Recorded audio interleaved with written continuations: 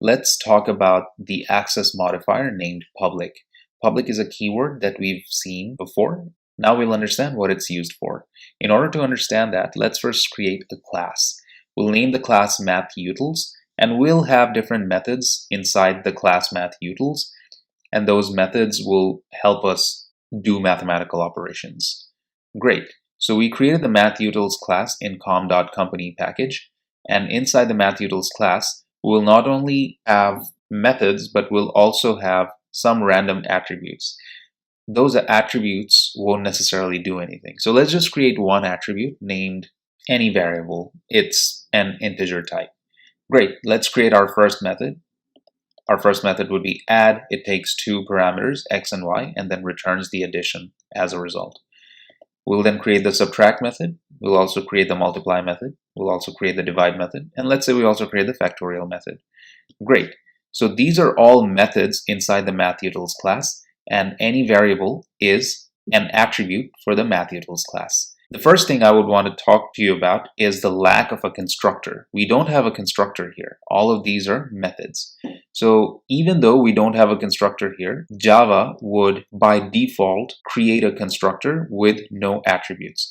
And we'll see what that constructor looks like once we create an object from this class. But the second thing that I want to point out is that all these methods and this variable itself is defined as public. What does that mean? Let's create an object from this class and we'll understand better what public really means. So here we've created a new object from the mathUtils class. And this instance of the mathUtils class is named mu. Now let's see which methods we can use using this instance. So when we say mu dot, what pops up? We have any variable, we can access that variable. We have factorial method, we have the add, divide, multiply, and subtract method. So we can access all of these methods and we can use them in our main class. So let's use one of the methods. Let's say we want to use the factorial method and we want to find the factorial of 6. If we want to print that out, let's put that in the print statement and let's run the program. So we have a result of 720, which is correct. Great. So in this way, we can access all the other methods and also the variable named any variable. So whenever we use mu and then type dot, we can use any of the variables or any of the methods that are defined as public in the class.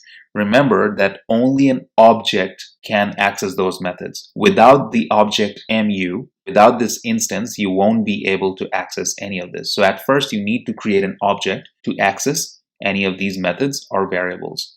And these methods or variables will then belong to that object.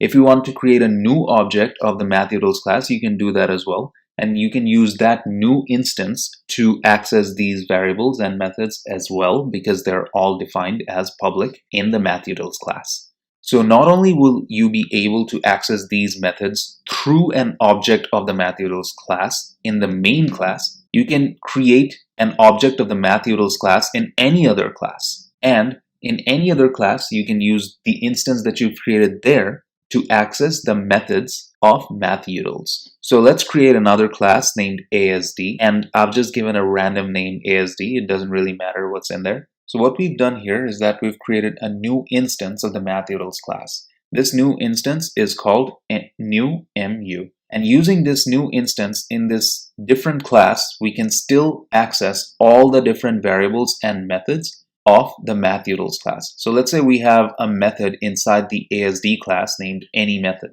It doesn't really matter what the name is. This is just for example purposes. So inside this method, if I use new mu object and then I type in dot, I will be able to access all the variables and of the mathUtils class and also all the different methods. So let's see what we can access when we just type in dot. You see, we can access all these methods that are bold. So factorial, any variable, add, divide, multiply, subtract are methods and attributes of the mathUtils class. So we can access all of them in a different class as well, and not just the main class.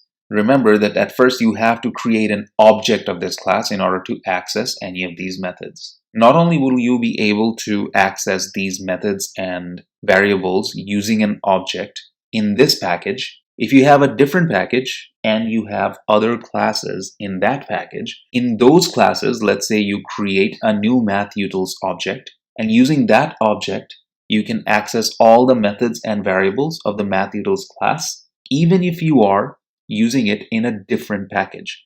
So public basically allows you access to methods or objects anywhere. Here we have defined all these methods as public, and we've defined this variable as public as well. So they will be accessible anywhere as long as you create an object of the mathutils class first. Using that object, you will be able to access these methods and variables anywhere. And this is what public really does. So I hope now you understand how public is an access modifier and that it allows you access to variables or methods anywhere.